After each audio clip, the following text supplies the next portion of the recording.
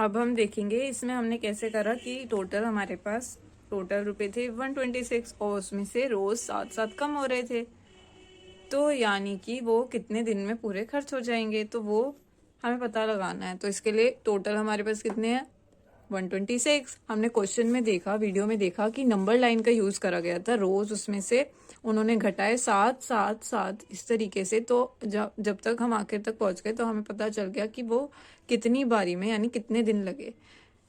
तो अब हम इसको ऐसे भी लिख सकते हैं कि 126 टोटल रुपए हैं और 7-7 रोज कम हो रहे हैं, तो यानी 126 डिवाइडेड बाय 7 या 126 डिवाइडेड बाय 7। ये इसको लिखने के अलग तरीके हैं।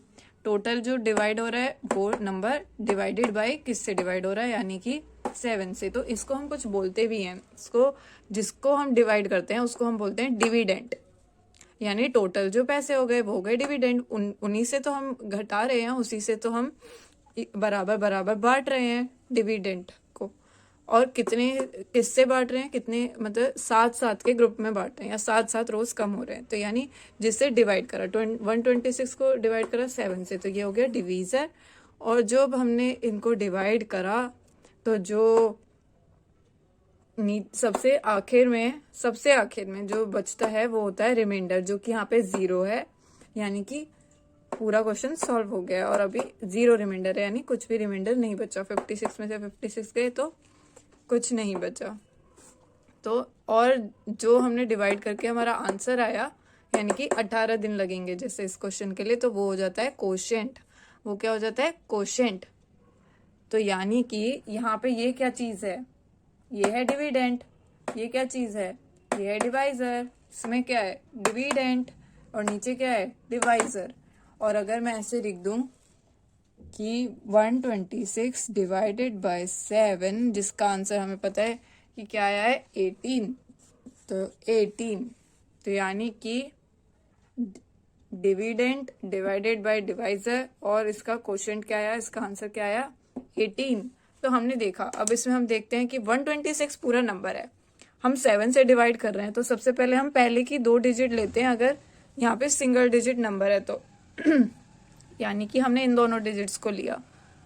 फिर जो है आंसर आ गया कितना, अब 12 से कम कौन सी संख्या है 7 के टेबल में, 7 खुद। उसके बाद तो 7 2 14 हो जाता है, 12 से ज्यादा हो गया।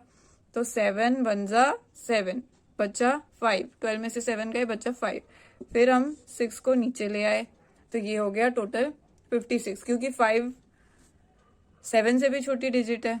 तो अब हमारा क्वेश्चन हो गया, अब बचा 56। तो 7 के टेबल में 56 कितनी बार आता है, 8 टाइम्स। 7 8 जा 56, तो यहाँ पे हमने 8 लिख दिया, फिर आंसर आ गया 56, डिवाइड करा, कुछ नहीं बचा।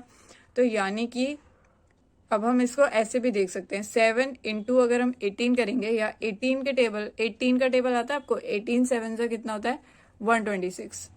तो यानी कि हमने सही डिवाइड करा है, क्योंकि अगर हम इन दोनों को मल्टीप्लाई करेंगे तो आंसर डिविडेंड ये आता है, अगर हमने उन दोनों को मल्टीप्लाई करा तो आंसर ये आएगा। यानी कि क्वोशिएंट और डिवाइजर को मल्टीप्लाई करते हैं तो आंसर आता है डिविडेंड। इससे हम चेक भी कर सकते हैं कि हमने सही करा है। अब हम देखिए इसी क्वेश्चन को अलग तरीके से कैसे सॉल्व कर सकते हैं। अब हमारे पास था 126 में हमने क्या करना है, हमें उसे 7 से डिवाइड करना है।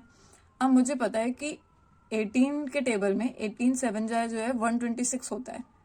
तो मैंने देखा कि 18 इंटू 7 जो है 126 होता है, यानी कि 7 7 के 18 ग्रुप्स बने, तो आंसर आया 126। तो इसी तरीके से हम डायरेक्ट भी लिख सकते हैं 7 18, यानी 7 7 अगर रोज होंगे तो 18 दिन में 126 रुपए खर्च हो जाएंगे, 126 बनेंगे। या 7-7 रुपए रोज मिल रहे हैं तो 18 दिन में वो 126 हो जाएंगे। तो ये मैं आपको बताना चाहती थी इस वीडियो में कि डिवाइजर, डिविडेंड, क्वोशिएंट और रिमाइंडर क्या होता है। अब हम एक और क्वेश्चन देखते हैं जो अभी हमने थोड़ी देर पहले सॉल्व करा। 80 को हमने 4 से डिवाइड करा, तो उसके लिए हमें पता है 4 2 8 होता है, सिंपल।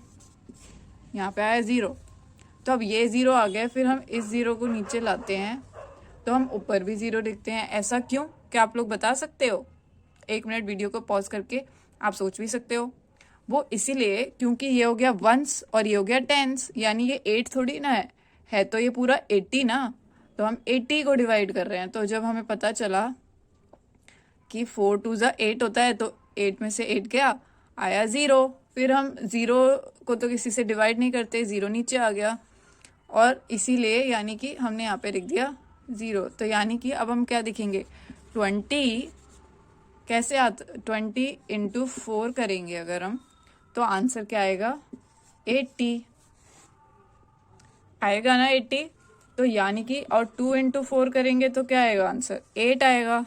तो यानी इसीलिए हम जब यहाँ पे आखिरी में जो अगर 0 लगा होता है, अगर यहाँ पे 800 होता, 800 होता, तो फिर एक और 0 ऊपर आ जाता, क्योंकि जितने 0 बाद में बचे, अगर इनको डिवाइड करके आंसर 0 आ गया, फिर बाद में जितने भी 0 बचेंगे वो ऊपर चले जाएंगे। क्यों जाएंगे, क्योंकि ये वंस और टेंस है ना, और टोटल ये वंस टेंस 100 इस तरीके से नंबर है। और अगर हमें हंड्रेड्स का पता चल गया, वो 4 से 2 बार में जाएगा, 4 2 ज़ा 8 होगा, तो उसके बाद की हम जो संख्या है उसको ऊपर लिख देंगे। तो क्या ये चीज़ आपके समझ में आई?